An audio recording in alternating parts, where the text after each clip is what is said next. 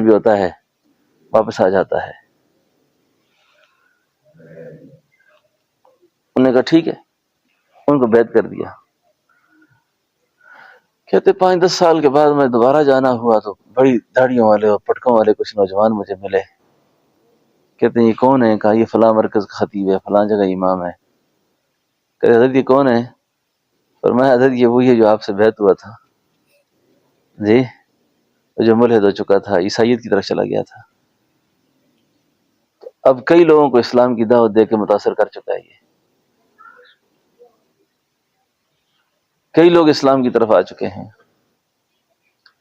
تو کہنے کا مقصد یہ ہے کہ یہ بھی ایک آپ کو میں اندرونی بات بتاؤں کہ نسبتوں کی بڑی برکات ہوتی ہیں. خود ہمارے حضرت جی صاحب رحمۃ اللہ علیہ کے میں موجود تھا اس مجلس میں کہ وہ ساتھی بھی حضرت سے بیعت ہوگا، تو اس کے باپ نے بڑی پریشانی بیان کی کہ حضرت بیٹے نے یہ کر دیا وہ کر دیا، میں کیا کروں نہ کروں. حضرت صاحب اردو بھی بہت صاف بولتے تھے جیسے مادری زبان ہوتی ہے، فارسی بھی ایسی بولتے تھے، پشتو بھی، ہند کو بھی. بعض کا جب ہند کو شروع کر دیتے تو یاد کرانی پڑتی تھی کہ حضرت یہ ان کو اردو نہیں آتی گا، ان کو نہیں آتی، یہ کسی دوسری زبان کے ہیں تاکہ حضرت کا خطاب جو ہے نا اس زبان میں شروع ہو جائے. میرے سامنے حضرتوں سے فرمایا وہ جڑیاں گل سن، یہ پتہ توڑا اپنے حصے دے گناہ کرسی مڑا سی پھر جو اس کے حصے کے گناہ ہیں یہ کر لے گا پھر آ جائے گا واپس، یہ آ جائے گا واپس. جی واقعتاً میں نے دیکھا جی وہ بندہ آ گیا واپس. ہاں میں نے بھی اس کے لیے حرم میں دعا کی جا کے. یقین جانے کہ مجھے بڑا صدمہ تھا اس کا، لیکن جب میری ملاقات ہوئی نا اتنی بڑی بڑی داڑھی تھی اس کی، تو اس کو میں نے نہیں کہا، لیکن میں نے کہا یہ حضرت میرے سامنے کہا تھا کہ اپنے حصے کے کام کر کے واپس آ جائے گا. یہ تو نسبت کا جو نور ہے یہ تاریکی سے نکال دیتا ہے آدمی کو، یہ تاریکی سے نکالتا ہے.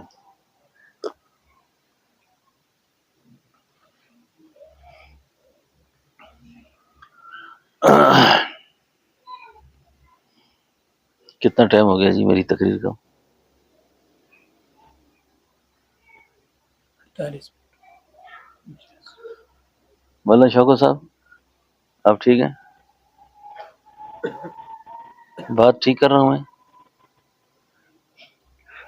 ہاں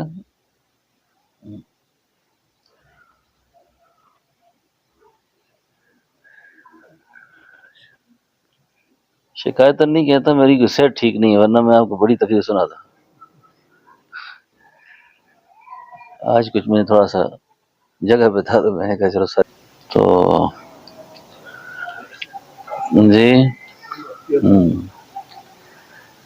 تو بس یہی بات ہے. اب اگلی بات یہ کرنی ہے کہ اس بات کا محاسبہ تو سمجھ آ گیا نا جی. یہ 1000 کتابوں میں بھاری مجلس ہے میری، میں آپ کو عرض کر دوں گی 1000 کتابیں پڑھے نا، یہ بات آپ کو میں جملہ یک جگہ اکٹھی کر کے میں نے عرض کر دی. یہ بڑوں کا سبق تھا، بات سمجھنے جمع کر کے بتائی. اب اس کے بعد ایک تو یہ ہو گیا کہ اپنے محاسبے میں اللہ کی حدود کو نہیں توڑنا، اللہ کی نافرمانی نہیں کرنی، خدا کی بغاوت نہیں کرنی کسی قیمت پہ بھی، کچھ بھی ہو جائے. اپنے بڑوں کا طریقہ نہیں چھوڑنا، نہ علوم میں نہ نور میں. تصوف کی گمراہیوں سے بھی بچنا ہے اور علوم کی گمراہیوں سے بھی بچنا ہے، اور اس کے لیے یہ طریقہ ہے وہ اپنے اکابر کا، اپنے سلف کا. اچھا ایک اور بات جو میرے ذہن میں ہے، ہمارا سر مشرب جو ہے نا وہ نقشبندیہ مشرب ہے، مجددی طریقہ ہے. یہ خود ہمارا طریقہ بہت ایک جامع طریقہ ہے تربیت کے لیے. یہ جس دور سے ہم گزر رہے ہیں نا، آپ کو امت کے عام لوگوں کی اصلاح کے لیے نا یہ پچھلے 100-150 سال کے بزرگوں کا نام نہ لیا کرے عام مجلس میں. عام مجلس میں یہ 100-150 سال کے جو مشائخ ہیں نا ان کا تذکرہ نہ کیا کریں، ان کی بات بیان کریں نام نہ لیں. حضرت یہ بات لگ رہی ہے نا؟ ان کا نام نہ لیں. وجہ کیونکہ ایک طبقے نے ان کے بارے میں اتنی منفی گفتگو کی ہے، اتنی منفی گفتگو کی ہے، اتنی منفی گفتگو کی ہے کہ یہ ان کے ظرف تھے. میں سمجھتا ہوں جو سہ کے چلے گئے. اوہ، حضرت نانوتوی کو ایک آدمی نے کفر کا فتویٰ لگایا تو حضرت نانوتوی فرمانے لگے سنا وہ قرآن بڑا اچھا پڑھتا ہے، صبح نماز وہاں پڑھیں گے. ہاں سنا ہے وہ مولوی صاحب قرآن بہت اچھا پڑھتے ہیں. کہا حضرت نے کفر کا فتویٰ لگایا آپ پر. فرمایا اس بیچارے کو پتہ نہیں ہمارے بارے میں، اس کو ہمارے بارے میں نے سنا ہے قرآن اچھا پڑھتا ہے، نماز وہاں پڑھیں گے جا کے. نماز پڑھی جا کے، نماز کے بعد الیک سلیک ہوا جی کون ہے جی؟ کہا یہ دیوبند سے آئے مولانا نانوتوی ہیں. اور مولانا نے فرمایا مجھے سنا تھا کہ آپ قرآن بہت اچھا پڑھتے ہو تو میں تمہارے پیچھے نماز پڑھنے آیا ہوں. اوہو، بندہ پانی پانی ہو گیا. میں نے کیا سوچا تھا اور یہ کیا کر رہے ہیں. بڑے افسوس کی بات یہ ہے، میں کئی دفعہ سوچتا رہتا ہوں کہ ان لوگوں پر ہمارے اکابر کا مقام کیوں نہیں کھلا. پتہ نہیں ہمارے بڑوں کا مقام کیوں نہیں کھلا ان پر. اس کے رسالت میں انہوں نے بہت کچھ کام کیا، لکھا پڑھا سب کچھ کیا. کوئی خدا کی مشیت ہوگی، نچلے سٹاپ پہ رکے بھی نہیں نا. کوئی بدعتی کہہ دیں یا کوئی اور کوئی لفظ استعمال کرے، سیدھا کفر نا. پتہ نہیں کیسی مشین تھی ان کے پاس، یعنی کفر سے نیچے نہیں رکے نا. اب میں کئی دفعہ سوچتا رہتا ہوں کہ اتنے خود بھی صاحب علم لوگ تھے، یا اللہ اتنے بڑے علم نے ان پر کیسے حجاب ڈالا. یعنی اصول تکفیر خود ایک بہت بڑا مسئلہ ہے. کسی کو کافر کرا دینا، کسی کو کافر کرا دینا، اور کفر پر کتنی بڑی بات چیت ہوتی ہے اہل علم میں کہ بھئی کسی کو کافر کہنے سے پہلے یا اس پر کتنی بڑی معاملات ہوتے ہیں.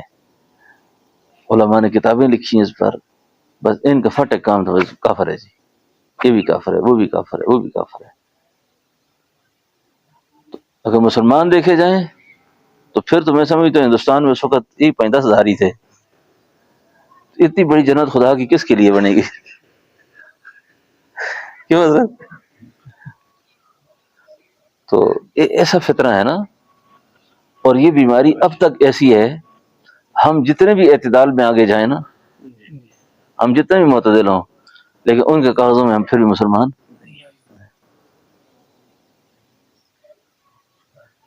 اب اپنے لوگ بیٹھے ہوئے، یہ خادم رضوی صاحب تھے نا، مجھے جن لوگوں سے نہ ملنے کا بڑا افسوس رہا نا، ان میں ایک آدمی یہ بھی ہے نا. یعنی مجھے اس سے جو تعلق تھا حضور کی محبت پہ تھا کہ میں اس آدمی سے ملتا، اور میں نے کوشش بھی کی ایک دفعہ کہ ان سے ملاقات کروں، لیکن مجھے کسی نے، مولانا زاد الراشی صاحب نے کہا کہ یہاں حوصلہ افزائی کا ماحول نہیں ہے. وہ بڑے آدمی ہے، مختصر سا جملہ انہوں نے کہا یہاں مختصر حوصلہ افزائی کا ماحول نہیں ہے، مرنے کو جا کے ذلیل ہونا پڑے گا. تو اس لیے جو ہے نا نہیں کرنی چاہیے ملنے کی کوشش، جبکہ ایسا نہیں ہونا چاہیے تھا نا. آپ کا اگر اپنا کوئی مسلک ہے تو ہو نا جی. اور یہ بات بھی آپ سے میں عرض کر دوں کہ صوفیاء جو ہوتے ہیں نا جی، اہل علم، ان کا مسلک بڑا وسیع ہوتا ہے، رواداری ہوتی ہے. بھئی آپ میرے پاس آئے ہیں تو آپ بریلوی ہوں، آپ جماعت اسلامی میں ہوں، آپ اہل حدیث ہوں، آپ جس مسلک کے بھی ہوں، لیکن مجھے ایک حضور نے ایک سنت سکھائی ہے، ایک زندگی دی ہے، ایک طریقہ دیا ہے کہ بھئی یہ آدمی آئیں تمہارے پاس تو ان کو اکرام کرو، ان کے ساتھ بیٹھو، اچھے طریقے سے بات کرو ان کو. ہاں جی.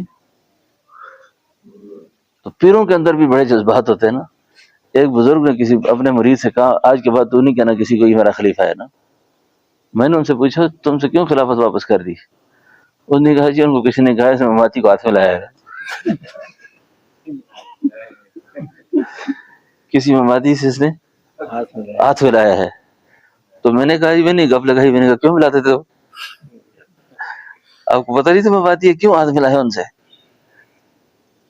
اب دیکھیں کتنی ایک کمزور بات ہے نا یہ. ٹھیک ہے نا. تو بڑوں کا مسلک، بڑوں کا مشرب بڑا ہوتا ہے، وسیع ہوتا ہے. سمجھا نا. اس پہ بھی آپ اپنے اکابر کو دیکھیں. عطا اللہ شاہ بخاری رحمۃ اللہ علیہ للکارتے تھے مرزائیوں کو.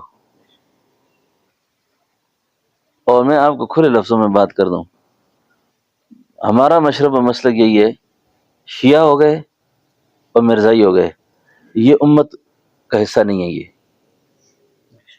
یہ امت نہیں ہے. یہ یعنی اس مسئلے پہ کبھی بھی کوئی آدمی یہ نہ کہے جی یہاں رواداری کرو اور یہاں اس طرح کرو اور اس طرح کرو.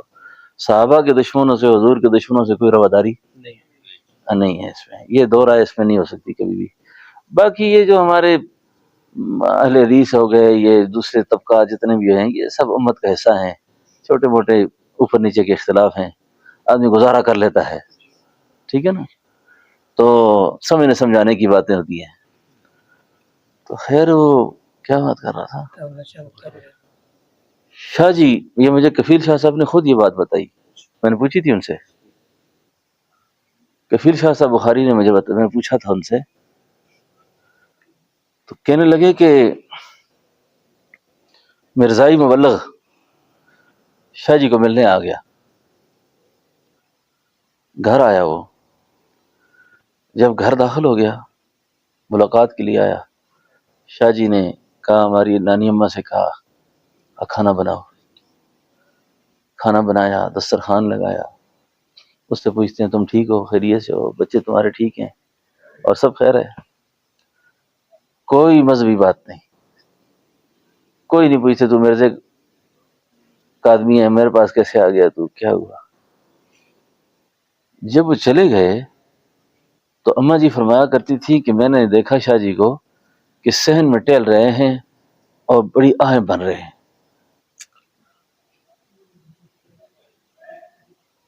تو کہتے میں نے پوچھا کیوں آہیں بن رہے ہیں. کہا میں یہ سوچ رہا ہوں کہ میرے نانا کے دشمن کو میرے سامنے آنے کی ضرورت کیسے ہوئی ہے, اس کو ضرورت کیسے ہو گئی ہے. تو حضرت آپ اتنے اچھے طریقے سے اس سے پیش آئے, اس سے ملے, کھانا کھلایا, حال احوال پوچھتے رہے. کہا یہ بھی تو میرے نانا کی سنت ہے نا. ہاں, یہ بھی میرے نانا کی سنت ہے. اب ہماری جو جذبات ہے نا جی, وہ مذہب کے نام پر کئی دفعہ وہ اس کا رخ تبدیل ہو جاتا ہے. ایک تو رواداری, اور جس علاقوں میں آپ کام کر رہے ہیں علماء, کسی کو نہ بتایا کرے میں دیوبندی ہوں. وہ پوچھے نا دیوبندی ہوں, نہ یہ مسلمان ہے بس سارے, ٹھیک ہے نا. لیکن ہماری ذہنی سطح اتنی کمزور ہو گئی ہے نا. میں نے ایک مولوی صاحب سے پوچھا, سیدھا سطح گپ شپ لگاتا رہتا ہوں کبھی کبھی نا. میں نے کہا ہم دیوبندی ہیں کہ مسلمان, اس نے کہا دیوبندی. ہاں, ایک اور سادہ سا ادھر تھا, میں نے اس کو کہا جاؤ مولوی عثمان سے پوچھو غیر اللہ کون ہوتا ہے نا. غیر اللہ نا, ہمارے ایک چچا ہیں خطیب صاحب نا, وہ درس قرآن دیتے ہیں نا, روزانہ غیر اللہ کہتے ہیں, غیر اللہ کی نیاز آرام ہے, یہ ہے وہ ہے. تو ایک پشتون تھا, وہ پشتون میں کہتے تھا غیر اللہ ڈیر خٹ آرام ہی سڑے تھے جی. اس نے کہا غیر اللہ دا سوکتے ہوئے تو خطیب صاحب روزانہ آگے پسے لگیا ہی ہوئے, کہ خطیب صاحب روزانہ غیر اللہ کے پیچھے لگا ہوتا ہے, یہ کوئی بڑا حرامی آدمی ہے. ٹھیک ہے نا. وہ ہمارا وہ دیوانہ نہیں تھا, اس کو میں نے کہا جا مولوی عثمان سے پوچھ کے وہ غیر اللہ کون ہے. وہ چلا گیا. بات یہ ہو گئی کہ اس کو میں نے کہا تو لوگوں کو کھانا کھلاتا ہے تو اس ہوٹل سے تو ہمیں نہیں کھلاتا.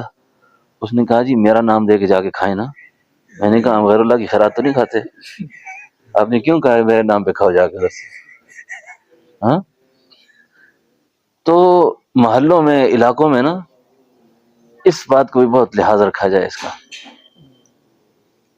اب یہ بات دعوت تبلیغ کا جو کام ہے نا, دعوت تبلیغ کے کام کی ایک مدت تک اب اس کام کی نوعیت بھی تبدیل ہو گئی ہے, یعنی اس عرصے میں تبدیل ہو گئی ہے. پہلے آپ تبلیغ کے کام کا نام لیتے تھے نا جی, فوری کام, اب اگلے کے ذہن میں آتا ہے یہ بھی ایک پارٹی ہے, یہ بھی ایک پارٹی بن گئی ہے.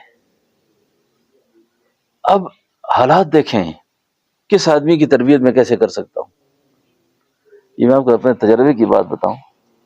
میری عادت تھی کہ یہ عام نوجوان مجھ سے ہلکا رکھتے تعلق رکھتے نا، تو میں ان کو کئیوں کو تبلیغ میں لگایا. میں نے کہا جاؤ سروزہ لگاؤ، چلا لگاؤ. ایک دن مجھے ایک ساتھی کو میں نے کہا کہ مہینے میں ایک سروزہ لگایا کرو اور میرے پاس آیا کرو. باہر جا کے اس نے مجھے میسج کیا. اس نے کہا اگر میں نے تبلیغ میں جانا ہوتا آپ کے پاس کیوں آتا؟ میں تو اس کام کو ٹھیک نہیں سمجھتا. میں نے کہا دیکھو، ایک طبقہ یہ ہے، یعنی اس کے ذہن میں یہ ہے کہ میری تربیت اسی راستے سے ہوگی. تو اس لیے موقع کو دیکھنا، حالات کو دیکھنا کہ کس آدمی کی تربیت ہم کیسے کریں گے اور کس کو کیسے سنبھالیں گے. ایک لاٹھی سے کسی کو نہیں آنکنا، ایک لاٹھی سے نہیں آنکنا. عرصے تک جب تعلق رکھا، مزاج ایک دوسرے کے سمجھ آ گیا، پھر اس کو بھی سمجھ آ جائے گا کہ میرے استاد کا، میرے مرشد کا مسلک کیا ہے، اس کا مزاج کیا ہے، پھر وہی ہوگا سارا کچھ. بات سمجھیں نا. تو فوری طور پر اور انفرادی زندگی میں آپ مربی ہیں، اس بات کا بہت زیادہ خیال رکھیں کہ بھائی مجھ پر یہ بندہ اعتماد کر رہا ہے، مجھ پر اس کو اعتماد ہے، اور میں اس کے اعتماد کو خراب نہ کروں. یہ میرے بارے میں اس کو اچھا گمان ہے تو اس کا گمان میرے بارے میں جو ہے وہ اسی طرح رہے. ٹھیک ہے نا. تو یہ بہت ضروری بات ہے. سمجھ آ گئی نا جی. یہ جو علماء اس کے بعد حلقے میں آئیں گے نا، ابھی کوشش کریں میرے اس بیان کا مذاکرہ ان علماء سے کر دیں. ٹھیک ہے نا. جو ساتھی ہوں گے نا ان سے اس کا مذاکرہ ہو جائے. اور مولانا عبید اللہ سندھی رحمۃ اللہ علیہ نا، ان کی فکر میں تحریک ریشمی رومال کی ناکامی کے بعد ذہنی حالت کچھ پریشان کن تھی ان کی. انگریز نے ان کو روس کے اندر جا کر ایسے ٹیکے لگائے تھے، اتنا پریشان کیا تھا کہ وہاں کے یہ سرمایہ دارانہ نظام سے ان کو متاثر کرنے کی کوشش کی گئی تھی. بات سمجھے میری. یہ میں بات اس لیے کر رہا ہوں کہ مولانا عبید اللہ سندھی کے حوالے سے بھی نا لوگوں کے ایک رائے ہے نا، لیکن ان کی ایک بات میں عرض کروں کہ مولانا عبید اللہ انور صاحب فرمایا کرتے تھے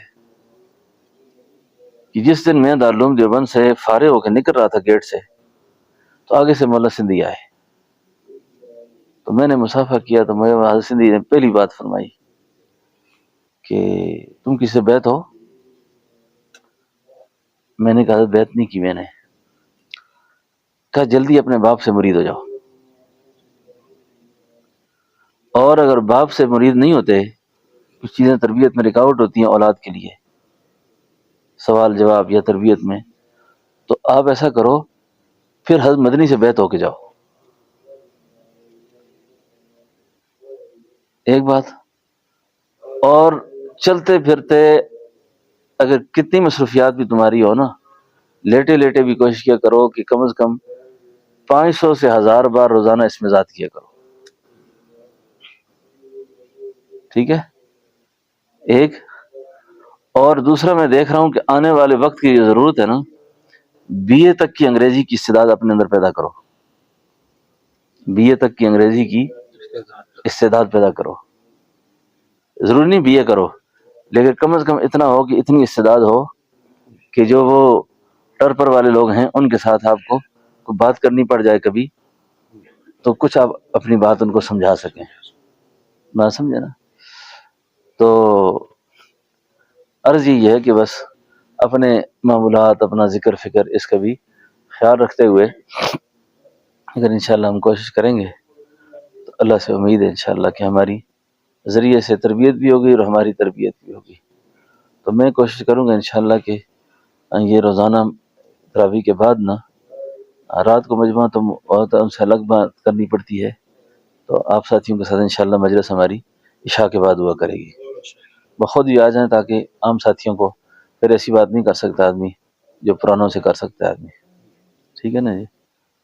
تو اللہ تعالیٰ سب کے آنے کو قبول فرمائے. ربنا تقبل منا انك انت السميع العليم وتب علينا انك انت التواب الرحيم. اب ساتھی آرام کریں.